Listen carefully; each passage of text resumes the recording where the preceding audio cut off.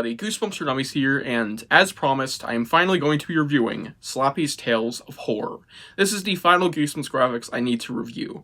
And this one is going to be a very strange one because I'm not actually going to be talking about free stories in here, though they do affect the score. Because three of the stories in this one already exists. This is actually a bind-up with a unique story. So this is one of those things where it's like, should I review it? And I knew at the end of the day, I at least had to review the Slappy story, but I decided when reading it that I should at least factor all of these other ones, especially since they now have color. That's one of the big things about this book, is that everything is in color in this one, unlike the previous ones where they're just black and white. And I don't really have much to say about that. It's just pretty cool that they're in cover. They don't really affect anything for me. I think it's just an interesting change. Doesn't affect the score at all. But for this review, I will factor them into the score because they are a part of the book. And I guess they're somewhat different. But yeah, without further ado, let's dive in. Now for the blurb. Goosebumps is back, to chill you to the bone. Slappy, the evil talking dummy, introduces 4 terrifying tales from the master of horror, R.L. Stine. In a shocker on Shock Street, Jamie Tolagson, crazy name, captures the thrills, chills, and deadly spills of a brother and sister doing their dream job, testing rides in a movie studio theme park, where the special effects are really special. With shadowy illustrations, Gabriel Hernandez creates the perfect atmosphere in The Werewolf of Fever Swamp, a spooky story about a boy and his dog who go sniffing around in a lonely swamp and wish they hadn't. Ted Knife, crazy name, is at his creepy best in Ghost Beach, a scary ghost story about a brother and sister who investigate a local legend and discover a terrible secret about their family. Finally, Dave Roman draws the horrifying pictures for Night of the Living Dummy, an origin story about that most evil of all ventriloquist dummies, Slappy. And that's it. That was probably one of the most useless words I've ever had to read, but I do it all the time, so why not? I ain't got a lot to say. I will say this. Like I said, I do like the change with color. It's just not doing a lot for me. I think it's fine either way. But the stories that were re-put in here are all stories I absolutely loved. And that's just pretty good chance, I'll say that much. I think I gave them all at least a 9. I'll give my scores for them at the end either way. It's the same as beforehand. But the Slappy story, Night of the Living Dummy, the original story in this, kind of sucks. So really, that's the upside here, is the fact that there's 3 really good stories in this one that are being re-put out into this bind-up by technicality. And I also want to bring up, I will never be reviewing stuff like this. This is another comic bind-up that has no original stories. The only reason I am reviewing this is because it has an original story. I'll never review stuff like this. Maybe I'll make a video about it one day, but that's it. So yeah, that's the only reason I'm reviewing this, because there's an original story. But I will say this, I already really like those 3 previous stories. I think my favorite in there is Shocker on Shock Street. I really, really like Ghost Beach, and I quite like, again, still think it's the same score, all of them, besides one might be a little bit higher. Werewolf of Fever Swamp. They're all really darn good. And they work fine in color, just again, they don't really affect it much for me. But let's talk about Night of the Living Dummy now. Without actually transitioning to downsides, though, I do want to say my praises for that book itself. And they're incorporated into the story. I do like the climax of Night of the Living Dummy. I think it's a very solid, kind of makes up for it, really. The interesting build-up to that, which I don't have a fond feeling for. But yeah, again, the climax is really solid.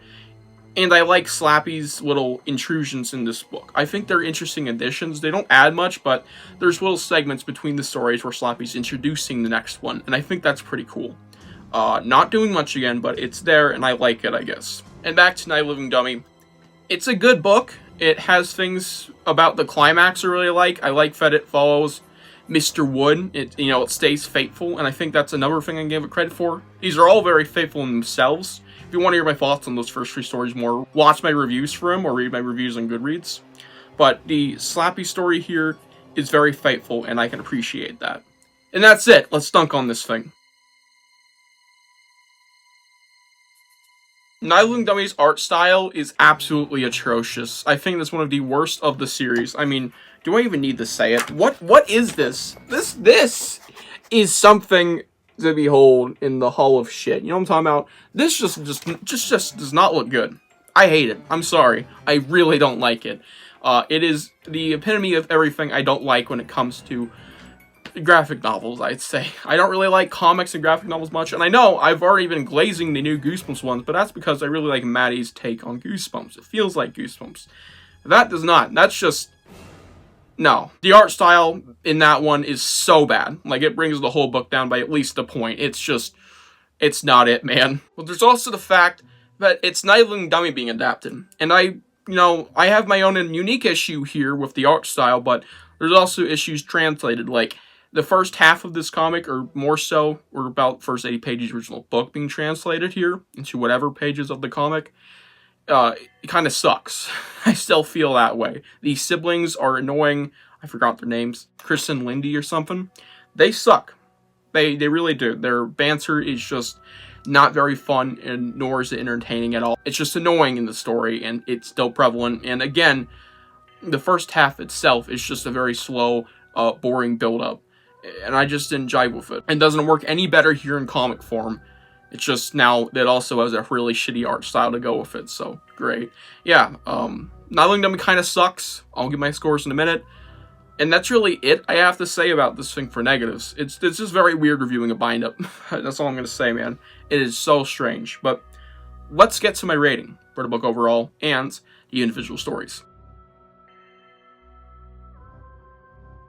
Overall, I give Slappy's Tales of Horror an 8 out of 10.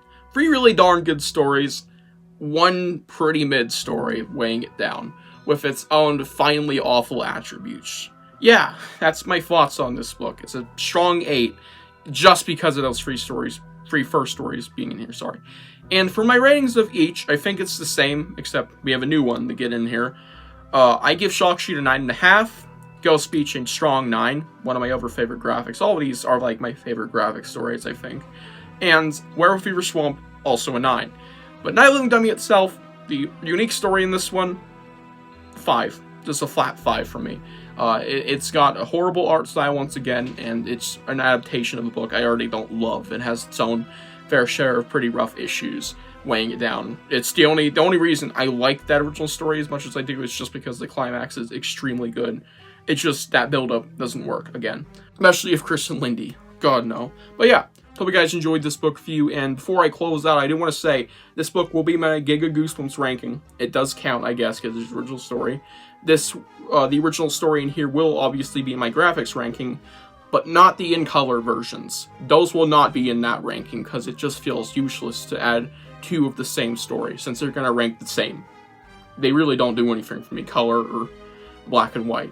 Yeah. Hope you guys enjoyed this video. Tell me what you think about Slappy's Tales of Horror down below, and I'll see you guys in the next one. Bye.